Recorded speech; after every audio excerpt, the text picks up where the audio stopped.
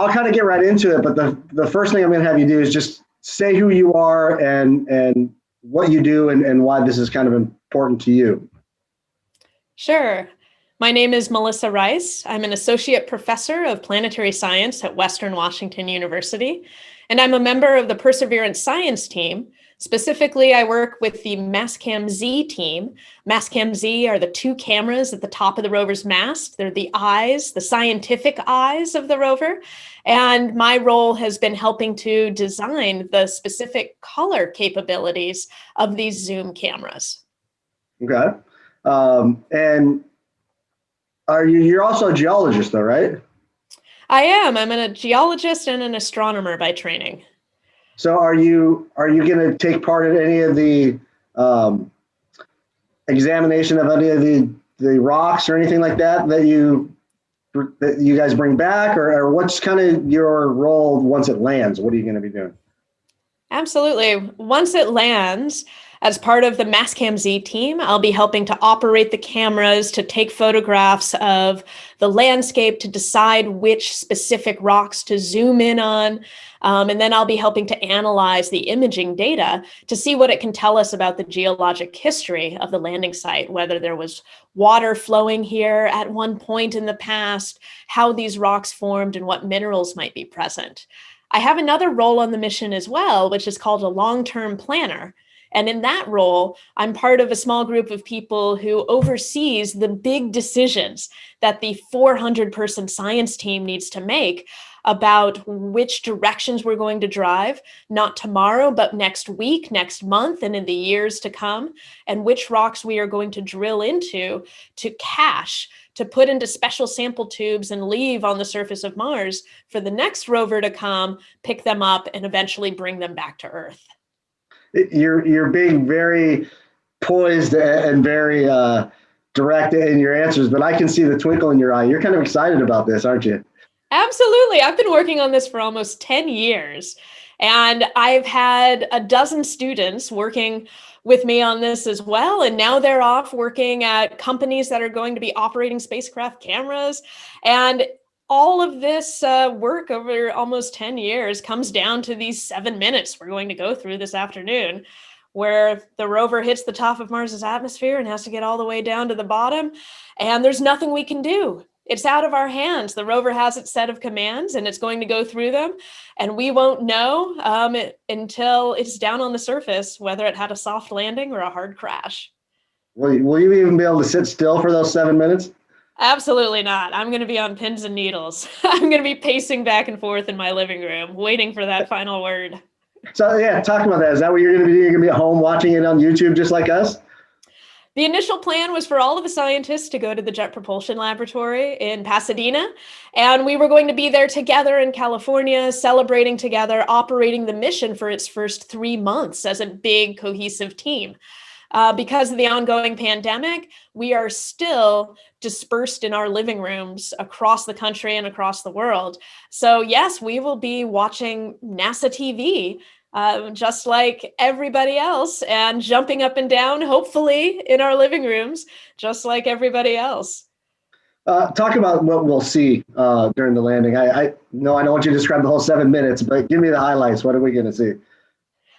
Right. We are first going to be hearing confirmations that certain things have happened. A number of things have to happen during those 7 minutes, and they have to happen in the right order at the right time in order to get the rover safely onto the ground. First thing we are going to want to hear is that we've hit the top of the atmosphere. Then we're going to want to hear that the parachute has successfully deployed. And then the back shell will separate so the rover can see the ground. And at that point, the rover is going to start taking images of the surface. It also has cameras looking up. It's going to take photographs of the parachute as it's landing. We're going to have more video footage from this landing than we ever have when we've sent a spacecraft to another planet. But we're not going to get those images back here on Earth right away. They're large file sizes, and it takes a long time for the rover to uplink those to our communication systems and downlink them here on Earth. So what we expect to see shortly after the rover lands is the first image of the rover on the surface. It will be one of its engineering front hazard cameras that's going to take a picture that will just confirm that the rover is in fact on the ground and that its wheels are in contact with the surface of Mars. That's what I'm looking forward to seeing first and foremost after landing, is that first image of a wheel touching the surface of Mars. That's when I'll know that things are real. After that, we'll get a trickle of images over the next few hours, and we might even see our first glimpse of a movie of what happened, what the rover was seeing during its landing. And forgive me again for not being knowledgeable, but at what is there a point where you get to turn on cameras and look at kind of a live feed? I know it's probably delayed, but some sort of live feed that how you'll be doing. Unfortunately, we're not going to be able to see anything live from this mission. Right now, Mars is pretty far away from the Earth. Their distances change as Mars and the Earth both orbit the sun. But right now, it's about 12 minutes for us to get any signal from Mars back here. So even if the rover was broadcasting a live stream, we would be watching something that was 12 minutes old. But it so happens that we actually don't communicate directly with the rover that often, even though the rover has an antenna that can talk directly to Earth. We get a much better bandwidth when we talk to the orbiters that are acting as a communication satellite network around Mars. And those orbiters pass overhead above the rover a couple of times a day, and then they send larger packages of data all at once back to Earth. So we're going to get big, beefy downloads of data a couple of times a day once those orbiters pass overhead, and we won't get something like a live stream. So how do they, and it's probably a little technical, but how do you analyze those images in order to tell then other people where to go dig or go find something or go look or whatever you guys were planning on doing? There are a few different analyses that we'll do. One of them will be using the two cameras, which are a stereo pair, to create a three-dimensional image of the terrain. That gives us an idea about which rocks are too big for the rover to drive on top of, which obstacles we need to drive around. That's what we're going to use for the nitty-gritty route planning for the rover, are these stereo images of the surface topography. And that'll tell us which areas are too steep for the rover to drive up, which parts of the surface might have obstacles that are too big, which sand dunes might be too big and soft and might get the rover stuck in it. So we're going to be assessing the hazards for driving with these images. But then we'll also have science questions to answer about which rocks might be the most interesting for us to drive up to. Reach out with the rover's arm, do some detailed microscopic images and some detailed chemical analyses.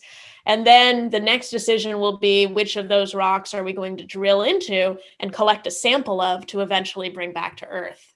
How we'll do that with the images, we'll look at their colors. The Mastcam Z cameras can see human color, but it can also see colors that are more vibrant on Mars that the human eye isn't sensitive to. So we can see colors that will tell us things about what types of minerals are present, whether there's water present in the minerals in the rocks. So that color imaging, what we call imaging spectroscopy, is a tool that we can use to analyze the images. And we'll also just be scrutinizing the details of what we can see. The sizes of individual grains of sand can tell us about how the rocks formed. The ways that the layers in the rocks are either wavy or flat and horizontal or crinkly or cutting each other at edges. All of that is a detailed science called sedimentology and stratigraphy that can tell us about how the rocks formed and what kind of environments were there on ancient Mars when these rocks were forming. Sounds like the imaging and data that you're going to be able to collect on this mission far exceeds any previous missions. I would say that these are the best cameras we've ever sent to Mars. The Mastcam Z cameras, the Z stands for zoom. So we're going to be zooming way in to things on the distant horizon and higher resolution than we have before. But the Mastcam Z cameras are also only 2 of a total of 25 cameras that are part of this mission. And 2 of those cameras are going to be on a helicopter. So there is a sidekick that Perseverance is bringing along called Ingenuity. It's a helicopter. It's going to fly ahead of the rover, scout out terrain that's further ahead. And what I'm really excited for is when it turns back and takes a picture of Perseverance there on the surface of Mars from that aerial view. What are you most excited about discovering up there? I'm excited about the big question. Was there life on Mars? And I'm optimistic that we're going to find some clues that can help us answer that question. I would love to see the dinosaur bone sticking out of the ground as we're driving along, but I think it's going to be a much more difficult detective game to answer that question of was there ever life here in Jezero Crater in this ancient lake on Mars? And that's why it's such a big process where we are not just studying rocks on Mars, but collecting rocks to bring back to Earth, because we have to get those rocks here into laboratories on this planet where we have the most sophisticated instrumentation available, where we can really go in with the highest precision and look at the details of the chemistry, look for teeny tiny micro nano fossils inside the rocks, in order to answer that big question about, is there evidence for life here? When will you get those samples back and how? Great question. One that I don't have an answer to yet. There is a plan in the works to send the next rover to Perseverance's landing site and grab those rocks and launch them away from Mars. But that mission won't be able to get the rocks all the way back to Earth in one go. It's going to require a follow-up mission to grab the rocks from Mars's orbit and then bring them all the way back to Earth. So it's 3 stages that we're talking about here, and Perseverance is just stage 1. The whole thing, I hope, will take place within the span of a decade. I don't think people realize just how complicated it is to get to Mars and back. We have never brought anything back from Mars. This is the first time anyone from Earth has ever attempted this. So it's a big deal. All of our rovers that have gone to Mars before have gone to Mars to live on Mars and die on Mars, because it's hard enough just to get there and to get on Mars safely, but then to do the whole thing in reverse, that adds a whole nother level that we are just now starting to attempt for the first time. Very cool. Anything else that I didn't ask you that I missed that I should have talked about? No, I think we covered a lot of great ground. Okay, good. I mean, the only other thing I was getting the lake bed stuff, but I think I've got so much other stuff with you describing how things work with the rover and all that stuff that I don't think I'd have time for to talk about getting to the lake bed and why the lake bed is so important. But is the lake bed something that I really should talk about? Well, the lake bed is the reason why we are going to this specific spot on Mars. And we know that it was a lake that had to have been present, filled with water for a long period of time, because there is a river delta preserved where we see the ancient channel that had brought water from a river into that lake. So yes, the lake bed, it's exactly the type of environment that we think Martian life might have liked to swim around in. And that river delta is the type of environment where evidence for ancient microbial life, based on what we know from Earth, it's the type of environment where that evidence can be preserved for long periods of time. And with Mars, we're talking about life that might have been swimming around 3.5 to 4 billion years ago. So we need to be thinking about which types of rocks are going to preserve that evidence of ancient life for those billion-year timescales. And we think Jezero Crater checks all those boxes. Fingers crossed. What would it mean to humans to know that there was life on Mars? I think that's the most profound question that humans can ask. Are we alone in the universe? And if we find life on Mars, which is our neighbor planet right next door, then that opens up the possibility that life is abundant in the universe. If it's right next door and we have billions and billions of planets out there, there must be more civilizations in the universe than we can comprehend. Very good. Do you have links or images that I can get to of the camera Z, the Mastcam Z? Absolutely. If you just Google NASA Mastcam Z, Uh-huh. you'll find the instrument homepage. Lots of great photos there. Okay. And sorry, I'm just looking at the time. I've got a 9:30 to dial into. No, we're good. And I'm sure I'll find a way to courtesy on when I get to those on that. Okay. All right. Thank you, Melissa. Great job. Great. Have a good one.